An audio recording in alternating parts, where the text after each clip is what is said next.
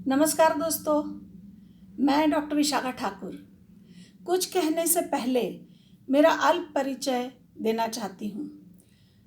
मैं मुंबई शहर में जन्मी और पली बड़ी हूँ।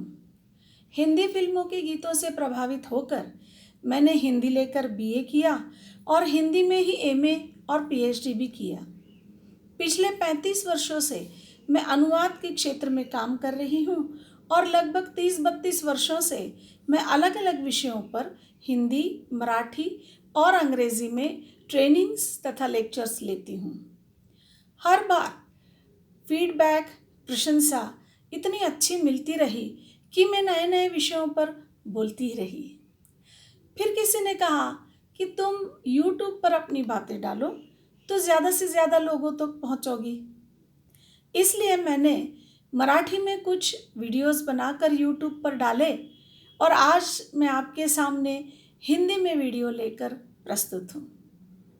मेरी कोशिश है कि मेरा वीडियो संक्षिप्त और रुचिपूर्ण हो, इसलिए विषय को मैंने 2-3 भागों में बांटा है और रिकॉर्डिंग भी 2-3 भागों में विभाजित की है।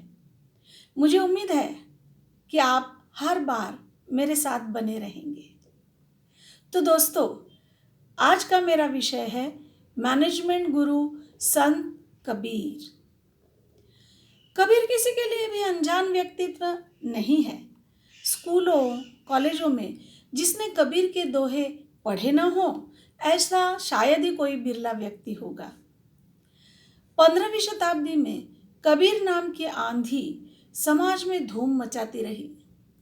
उनके व्यक्तिगत जीवन के बारे में जन्म मृत्यु, शिक्षा दीक्षा, जन्म स्थान और धर्म आदि के बारे में काफ़ी मतभेद हैं, विवाद हैं, लेकिन उन पर चर्चा करना यहाँ हमारा उद्देश्य नहीं है।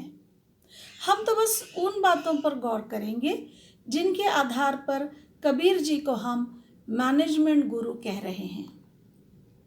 दरअसल मैनेजमेंट शब्द से हमारे जहन में आता है मैनेजमेंट ऑफ बिजनेस, कारोबार, दफ्तर वगैरह, लेकिन यहाँ पर हम बात करने जा रहे हैं लाइफ मैनेजमेंट की और समाज के मैनेजमेंट की।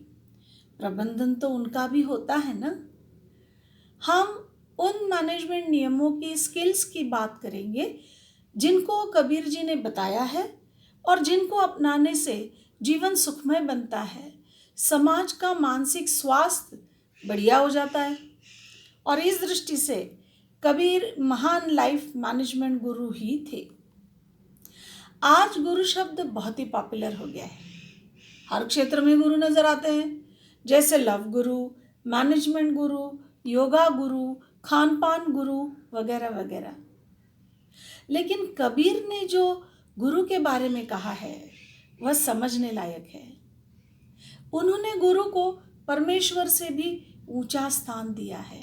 वे कहते हैं, गुरु गोविंद दोऊ खड़े काके लागू पाए। भक्त के मन में ये संदेह है कि पहले मैं गुरु के पैर छूऊं या फिर गोविंद के। गुरु गोविंद दोऊ खड़े काके लागू पाए, बलिहारी गुरु आपने जिण गोविंद दियो बताए। गुरु के कारण ही तो गोविंद का ज्ञान हुआ है, इसलिए पहला स्थान गुरु का। या फिर वो कहते हैं, यह तन विष की बेलरी, गुरु अमृत की खान। शीस दिए जो गुरु मिले, तो भी सस्ता जान।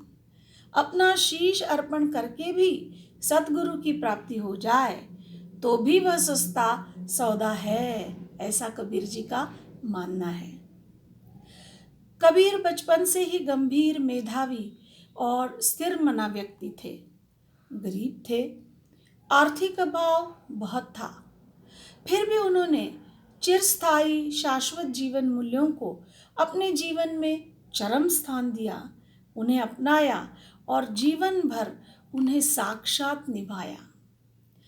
कबीर ने धर्म भेद कभी नहीं माना, इसलिए अपने अपने धर्म को लेकर उसके बाह्य आडंबरों, आचरणों, नियमों की दुहाई देने वालों को उन्होंने खूब फटकारा। उन्होंने कहा, हिंदू कहे मोहि राम प्यारा, तुर्क कहे रहमाना, आपस में दो लड़ी लड़ी मुए, मरम न को जाना। अर्थात अपने अपने धर्म को श्रेष्ठ बताकर हिंदू और मुसलमान आपस में लड़कर मर जाते हैं, लेकिन ईश्वर का मर्म तो कोई जान ही नहीं पाता।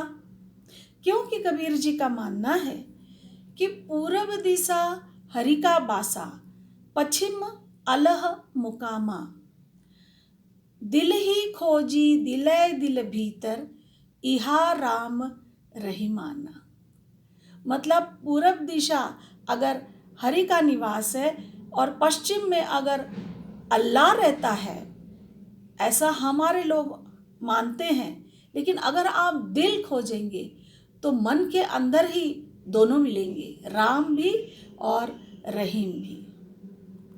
हिंदू पंडितों की बाहरी वेशभूषा और आचरण पर फटकार लगाते हुए कबीर जी ने कहा, माला पहरिया कुछ नहीं, भगती न आई हाथी, माथ्यों मूछ मुंडाई करी, चल्या जगत के साथी।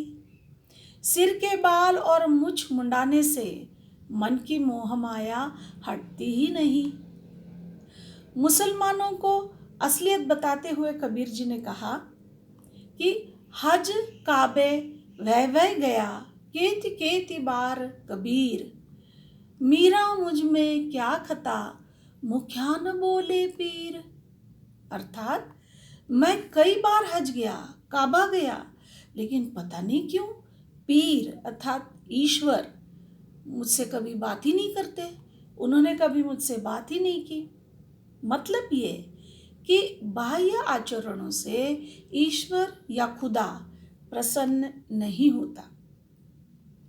उन्होंने खुद को इन सब से दूर रखा और कहा कि एक निरंजन अलह मेरा, हिंदू तुरक कहू नहीं नेरा। नेरा मतलब नज़दीक, न मेरे नज़दीक हिंदू है न मुसलमान है।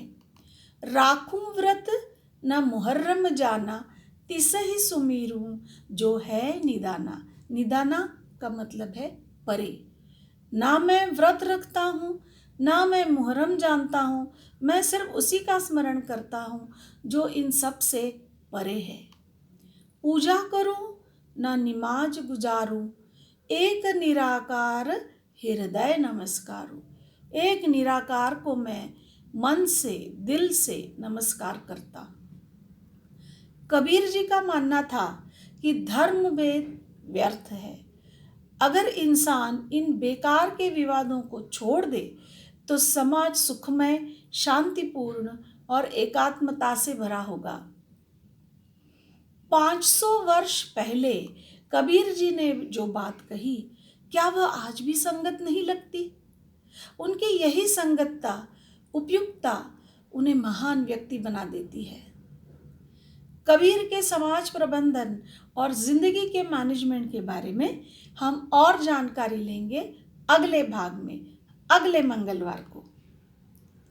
मेरा वीडियो यदि आपको अच्छा लगा है तो इसे लाइक कीजिए, अपने दोस्तों रिश्तेदारों में इसे शेयर कीजिए और मेरे चैनल को सब्सक्राइब कीजिए और वहाँ पर जो बेल या घंटी का चिन्ह है उस पर ज़रूर क्लिक कीजिए ताकि अगले वीडियोस आपके पास अपने आप पहुँच जाएंगे।